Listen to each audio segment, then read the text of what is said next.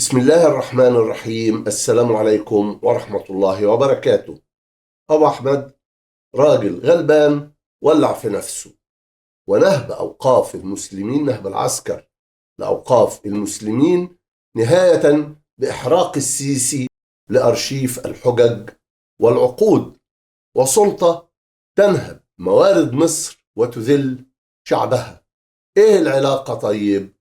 إيه علاقة الراجل الغلبان اللي ولع في نفسه في بورسعيد بالأوقاف وبحكم العسكر بصفة هذا الحكم سلطة احتلال لا أكثر؟ شوف يا سيدي، من يومين راجل غلبان افترى عليه عسكر السيسي لدرجة انه حرق نفسه، ولع في روحه. قلت قبل كده أكتر من مرة، محدش يأذي نفسه، لا نار ولا ترمي نفسك في المية ولا من فوق مكان عالي. كل دي عقوبات، العقوبات يستحقها الظالم مش المظلوم، وانت المظلوم، انت الضحية، فما تعاقبش نفسك. لما تتعرض للظلم دافع عن حقك وهاجم اللي ظلموك بدل ما تشترك معاهم في ظلم نفسك. اوعى تعمل كده، مش كفاية الظلم عليك؟ هتبقى انت وهم يا راجل. لما تواجه ظالم بلطجي ندل لا عنده ضمير ولا إنسانية، ما تموتش نفسك، لكن واجهه للنهاية، خد حقك منه على قد ما تقدر وما يهمكش. النبي عليه الصلاة والسلام اللي ولاد الكلب اللي بيظلموكوا دول ما يعرفوهوش قال: من قتل دون ماله فهو شهيد. والشهيد أفضل عند العبد وعند الرب من المنتحر. الحكاية أولها إن محافظ بورسعيد اللواء إبراهيم أبو لمون، ما كلهم لواءات وعسكر وحاجة تقرف، افترى أبو لمون على عم محمد أبو أحمد وبعت له تجريدة على رأسها رئيسة الحي عشان التجريدة تهد الكشك اللي محمد أبو أحمد بيسترزق منه فوق راسه. عم محمد منجد عنده 63 سنة، شغال في كشك في حي المناخ في بورسعيد، حتة كشك على قده، مش قادر، ما معهوش حتى يأجر محل رغم انه اقدم منجد في الحي.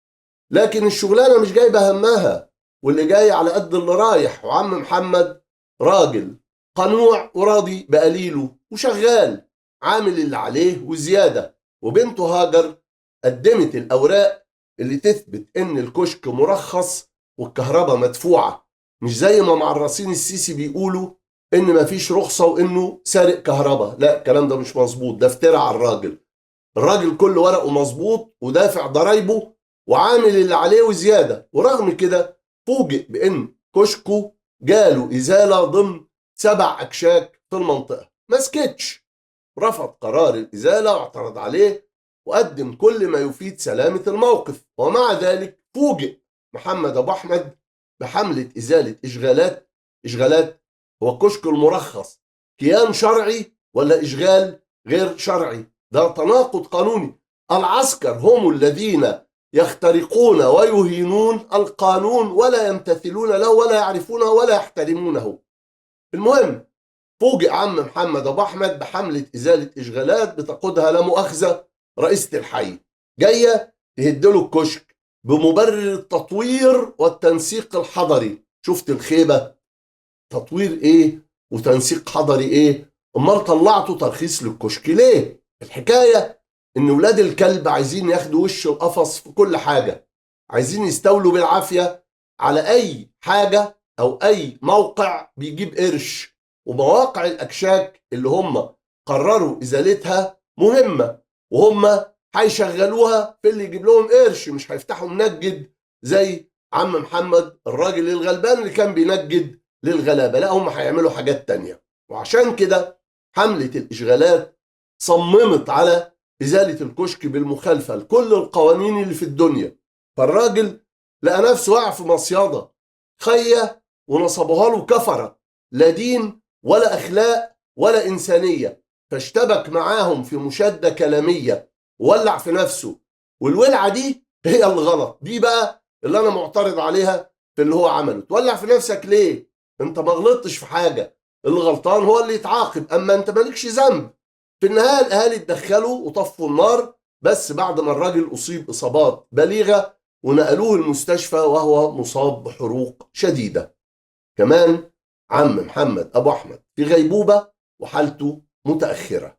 النيابة بتحقق، وعشان ما تبقاش هي كمان مشاركة في الظلم، عليها إنها تستدعي الفاعل الأصلي في الجريمة، تستدعي المحافظ إبراهيم أبو لمون، وتستدعي شركائه رئيسة الحي ولا مؤاخذة وحملتها. وممكن لكل صاحب مصلحة إنه يختصم في القضية السيسي ومدبولي وبقية القلاضيش، خاصة وإحنا بصدد جريمة متكررة، جريمة يرتكبها حكم العسكر على نحو يشكل خطرا واضحا على حياة الناس. كفاية تعرفوا إن في بورسعيد نفسها سبق إن مواطن هدد بحرق نفسه يوم 19 من مارس 2019 وللسبب نفسه، كان بيهدد بحرق نفسه احتجاجا على إزالة الكشك المرخص اللي هو بيمتلكه. مش بقول لكم سلطة مجرمين ولصوص اعتادوا ارتكاب جريمة السرقة بالإكراه ولا يحترمون لا قانون ولا إنسانية ولا أخلاق ولا أي حاجة، بيسرقوك يا مواطن بالإكراه.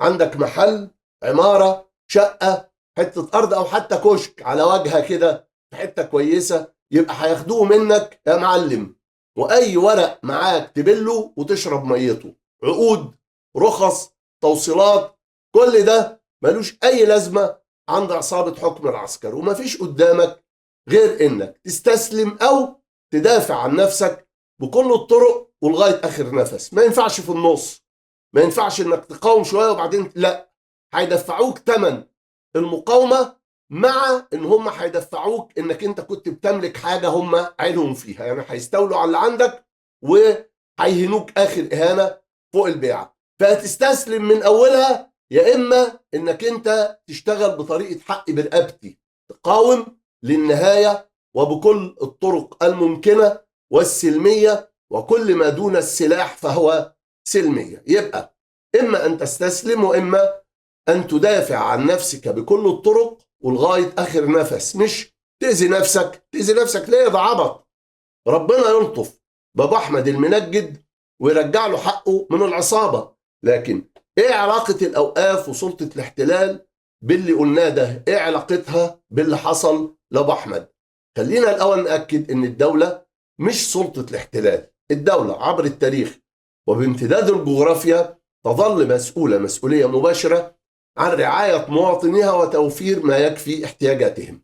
هي دي الدولة اللي يجب على المواطنين ان هم يلتزموا بقوانينها لمساعدتها على إدارة الموارد وتوزيع العائد على الشعب توزيعا عادلا. طيب لو ما عملتش كده، لو ما عملتش كده وتعاملت مع الناس زي السيسي، تبقى مجرد سلطة زيها زي سلطة الاحتلال، سلطة مغتصبة للحكم هدفها التحكم في الناس مش إدارتهم، مش إدارة شؤونهم. فرق بين الإدارة وبين الحكومة، فرق بين الإدارة وبين التحكم. هذه سلطة مغتصبة للحكم هدفها التحكم في الناس واستعبادهم مش توفير احتياجاتهم. سلطة بتلهب موارد الدولة لصالح من سيطروا على مقاليدها، على مقاليد السلطة. سلطة لا توزع عائد الموارد على الشعب الذي تسخره لخدمتها ولا تعمل من أجله. ولما أي كلب ابن كلب يبوق في وشك ويقول لك إيه ده التزم بالقانون، قل له إن ده مش قانون، لأن القانون بالتعريف هو نقطة توازن مصالح الجماعة البشرية التي تعيش في الوطن، مش إذلال الجماعة ونهب موارد الوطن. العسكر ما عندهمش قانون، ما يعرفوش القانون، عندهم قمع وقهر بأوامر هم نفسهم ما بيحترموهاش وبيغيروها كل شوية. من ناحية لأنها أوامر غير قابلة للاستمرار، ومن ناحية لأن مطالبهم بتزيد كل ما سيطرتهم بتشتد، كل ما بيلاقي نفسهم مسيطرين أكتر بيطمعوا أكتر، فبيغيروا الأوامر السيئة بأوامر أشد سوءا. وطبق ده على كل سجلاتهم من أول الدستور، بل إنهم وفي كثير من الحالات يخالفون ما يسمونه قانونا بشكل صريح، زي حالة منجد بورسعيد كده، اللي هم اللي ادوا له الرخصة وهم نفسهم اللي راحوا يهدوا الكشك ويستولوا عليه في سرقة علنية بالإكراه. وعشان كده في يناير 25 يناير 2011 طالبنا بإسقاط النظام. الشعب يريد إسقاط النظام، والنظام هو القانون، مش مبارك ولا أي شخص. الشعب يريد إسقاط أوامر القمع والقهر وسلطة الإذلال والنهب، ويريد إقامة قانون يعبر عن توازن مصالح هذا الشعب ويضمن تحقيقها، وإدارة تطبق القانون لصالح تنمية الموارد وتوزيعها توزيعا عادلا، لا للعمل على نهبها وحرمان الشعب من خيرات وطنه. ولما أي كلب من هؤلاء اللصوص بالإكراه ومن صبيانهم يقول لك ما تعتمد على نفسك بقى، الدولة مش هتعمل لك كل حاجة، عارفين البجاحة دي؟ قل له إن سلطة الاحتلال اللي هو بيسميها دولة ملزمة بالإنفاق على الشعب كله، ملزمة بالإنفاق على الناس حسب احتياجاتهم. ليه؟ الحكاية عاملة زي عيلة أبوها مات وساب أرض وفلوس وعمارات ومشروعات، فالأخ الكبير استولى على الميراث كله وما سابش لبقية إخواته أي حاجة. هنا بالمنطق يبقى الأخ ده مسؤول تماما عن الإنفاق على بقية العيلة، ومش من حقه يقول ما تعتمدوا على نفسكم. ليه؟ اللي ياخد كل الموارد يتحمل كل النفقات، وبعدين نعتمد على نفسنا ازاي؟ يا اخويا ادينا نفسنا دي واحنا نعتمد عليها، ادينا حصة من الموارد واحنا نشتغل. انما هتشتغل كده في الهواء الجوي؟ ما فيش كلام من ده، يعني محدش يقدر يشتغل من غير لا ارض ولا عمال ولا راس مال. طب هتشتغل في الحلم بقى، دي الطريقة الوحيدة. الأسوأ بقى ان الاخ الكبير ده جاب شوية بلطجية اغراب وبقى بيهدد بيهم اخواته، ويوزع على البلطجية دول الحصة الاكبر من الموارد، وفي الوقت نفسه بيدعي انه بكده بيحافظ على موارد العيلة. يعني الناس جعانة بس انا بحافظ لكم على مواردكم.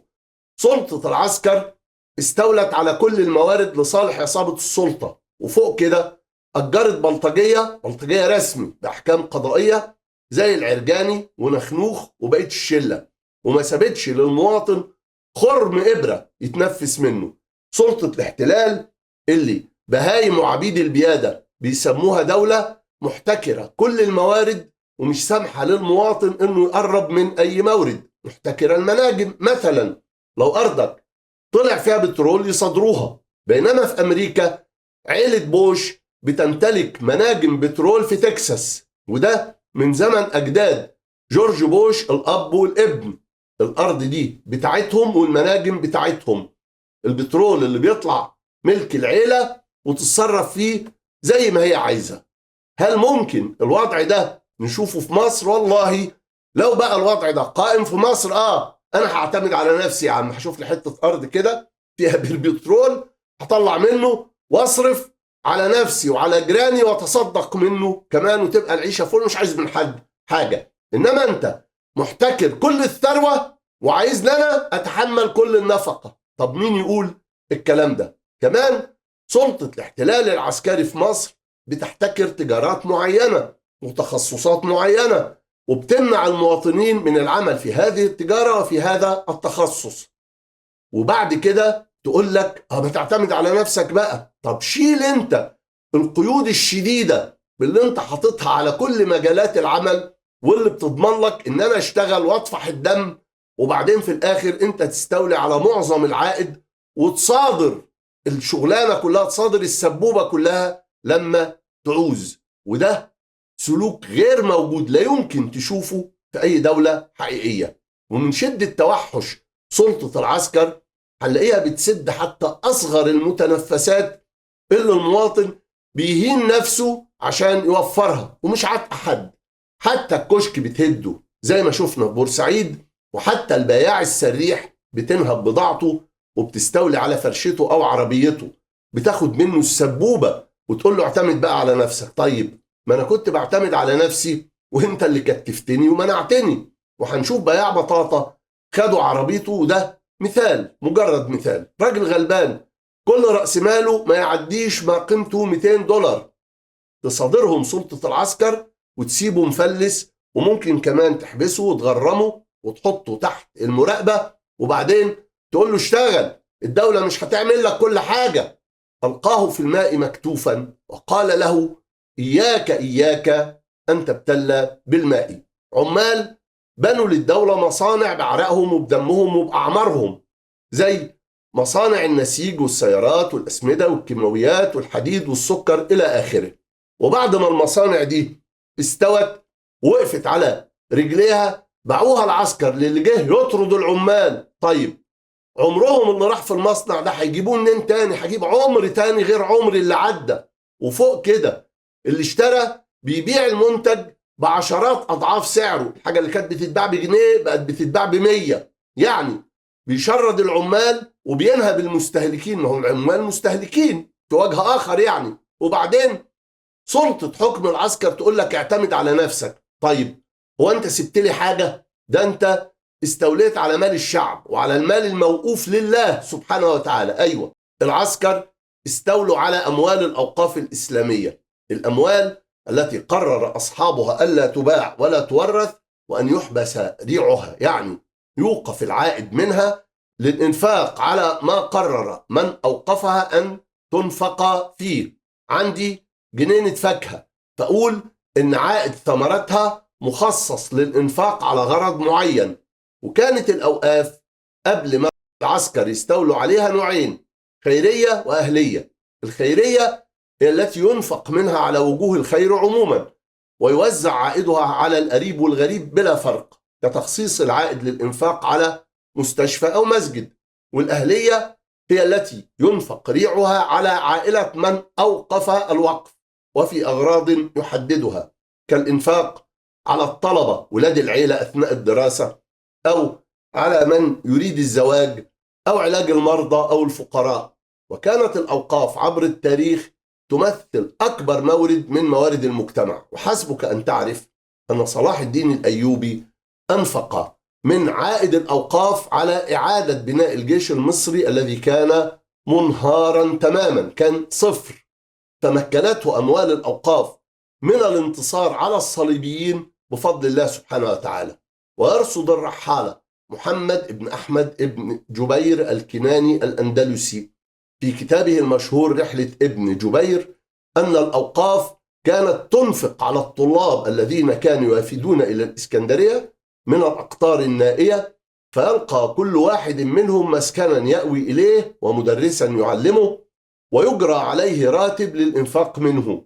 كما ذكر الرحالة ابن جبير أن صلاح الدين كان يوزع الخبز يوميا على المحتاجين والطلبة في مصر والحجاز والشام، وبنى الحمامات العمومية والمستشفيات لعلاج المرضى مجانا. وكان هناك وقف في مصر خصص ريعه لافتداء الأسرى ولإعانتهم على استئناف الحياة بعد إطلاق سراحهم. وفضلت مصر في النعمة دي لغاية ما العسكر استولوا على الأوقاف الأهلية كلها. أوقاف العيلة دي خدوها كلها، واستولوا كمان على أوقاف المسلمين الخيرية، سابوا للكنيسة أوقافها، إنما كل أوقاف المسلمين تم الاستيلاء عليها. وده من أول حركة الجيش في يوليو 52. من أول ما بدأوا الحركة، من أول ما العسكر بدأوا حركة 52 وهم حاطين عينهم على الأوقاف. بعد الحركة بأقل من شهرين أصدروا في سبتمبر القانون رقم 180 لسنة 1950 بإنهاء نظام الأوقاف الأهلية وانتقال أعيان الوقف إلى ملكية المستحقين الحقيقيين. يعني واحد عامل وقف 5000 فدان لصالح 20 مستحق مثلا، يصرف من الوقف ده عليهم، أو ريع الوقف أو عائد الوقف يعود إليهم وينفق عليهم في أغراض محددة أو عموما. عندنا وقف مساحته 5000 فدان لصالح 20 مستحق.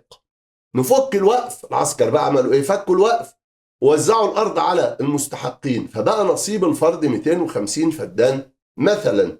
وبعدين العسكر طلعوا قانون الاصلاح الزراعي، فخدوا 200 فدان من كل 250 خدهم كل مستحق، وسابوا له 50 فدان بس. شفت اللفه؟ حلوه اللفه.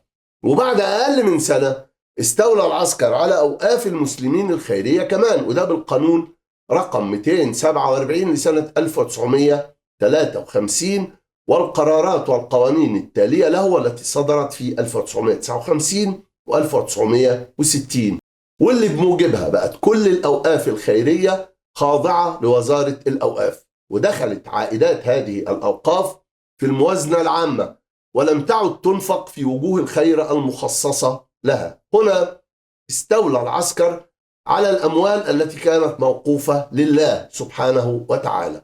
وأخيرا جه السيسي حرق أرشيف حجج وعقود الأوقاف عشان الحكاية كلها تتوه ومحدش يعرف يطالب باسترداد حقه. هذا ما فعلته سلطة العسكر التي تحتكر كل شيء حتى الأراضي الصحراوية. يعني لو هجيت على الصحراء وحفرت لك بير مية وزرعت شجرتين هيجولك يستولوا على اللي انت عملته ده كله ويقولوا لك ببجاحة دي أرض الدولة وانت مستولي عليها. قصدهم أرض دولتهم، دولة السلطة اللي انت مالكش حاجة فيها، وهتفضل محروم منها لحد ما ثورتنا تكنس أنقاض دولتهم المنهارة وتبني دولتنا اللي هترجع للشعب أمواله وموارده المنهوبة وتعمل على إدارة هذه الموارد لصالحه، لصالح الشعب ولتلبية احتياجاته، احتياجات الشعب. وأذكر الجميع بأنني قلت بعد تنحي مبارك مباشرة إنه تجب إعادة توزيع الثروة، فلا ثورة إلا بإعادة توزيع الثروة، وهو نداء لا يلقى آذانا صاغية حتى الآن، مع أنه هو الدافع الرئيسي لتحريك الثورة. قل للناس كل واحد هياخد نصيبه من الموارد، هتلاقيهم كلهم قاموا معاك. وزع الموارد أو ضع قطرة من عسل الوطن على لسان كل واحد من أبناء الشعب، كما نصحت عندما بدأنا حراكنا وتصور البعض أنهم يعني توسدوا ذروة سلام السلطة، ولم يستمع إلى هذا الكلام أحد بكل أسف. ضع قطرة من عسل الوطن على لسان كل واحد من أبناء الشعب وستجدهم جميعا يفتدون الثورة بأرواحهم. قلت هذا من قبل وأكرره وسأظل إن شاء الله. ودلوقتي نشوف مقاطع فيديو تنكيل سلطة العسكر بالغلابة عشان نشوف حجم الوحشية. والسلام عليكم ورحمة الله وبركاته.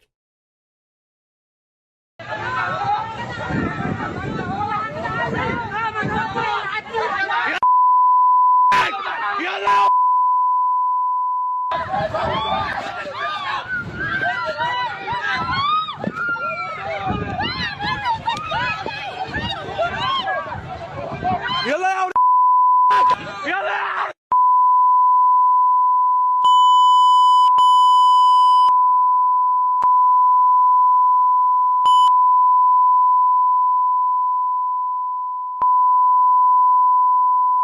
ده حاجة انسي. يلا انتوا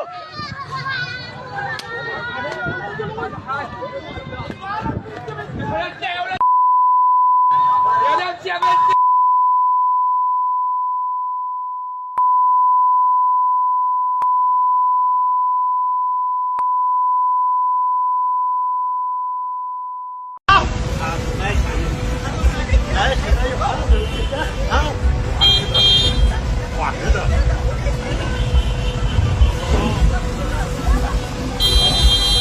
ده اهو اللي قال له طلع دين ابوهم. حصل يا رجاله سبب ان انا شهدت معاك كان طالب منه 900 جنيه ادهم له اهو، ودلوقتي بيقول له طير انت بقى وسحب الرخص مش عايز يديله وقدام الشهود وقدام الناس دي كلها، يا باشا انت وقدام الناس دي كلها، وقال له طلع دين ابوهم وقال له انت تعالى قلت له فوري. اهو اهو. ده يا بلد القانون، ده يا بلد القانون. يلا يعني انا يا ريس، انا صلي على النبي. يعني انا يا ريس بعد اذن معاليك، بعد اذن حضرتك يا ريس، بعد اذن حضرتك، انا معايا كيستين فيهم هدوم، تمام، ادفع عليهم غرامه والرخص تتسحب. لا حضرتك مالهاش قدام المكتبه في غير الغرض مبين بالرخصه سحب للرخصتين. انا معايا دلوقتي كيستين فيهم هدوم في العربيه، تمام، تسحب عليهم الرخص. تمام، ايوه بسحب عليهم الرخص حضرتك. ليه بقى؟ قدام المركبه في غير الغرض المبين بالرخصه. اللي هو الغرض ايه؟ اللي هو الغرض ايه؟ تمام؟ يعني ده هم كيستين اهم، كيستين اهم، تمام اهم قدام الناس اهم، كيستين اهم، الرخصة تتسحب عليهم.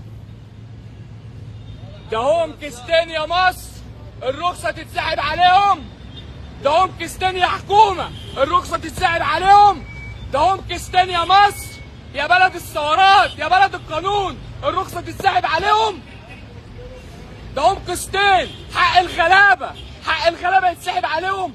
ده احنا اغلب خلق الله. ده احنا جايين سفر 3 ساعات ناكل ناكل عيش. انا راجع من المستشفى مع زميلي وهو ساحب منه الرخصه، بقول له احنا يا ريس غلابه. احنا يا ريس غلابه جايين ناكل عيش. كيستين اهم رخصي تتسحب ليه؟ راجل انا مأجر عربيته رخصه تتسحب ليه وانا جاي استرزق؟ بالعقل يسروا على الناس ربنا ييسر عليكم، انما انت بتجعلصها ليه؟ والعسكري اللي معاه بيقول له طلع دين ابوه. اقسم حصل ولا لا؟ حصل اهو. يا باشا بعد اذنك انا هطلع دين ابوه. العسكري قال له ايه؟ اللي هو عايزه. العسكري قال له ايه؟ عشان نفسه قال له يعمل اللي هو العسكري قال له طلع دين ابوه. حصل. حصل ولا لا؟ حاجه حصل. حصل ولا لا؟ العسكري قال له طلع دين ابوه. العسكري قال له طلع دين ابوه، قال له اعمل اللي انت عايزه. ينفع والناس شاهده اهو. بالله حصل والناس شاهده اهو. حصل. بس تمام يا ريس. وادي يا باشا اهو صاحب الرخصه وانا اتحمل التكاليف كلها. اهي يا باشا، اهي يا بلد القانون، اهي يا بلد الغلابه، اهي يا بلد الغلابه، اهي يا بلد القانون، اهي يا بلد، اهي يا بلد الغلابه وبلد القانون.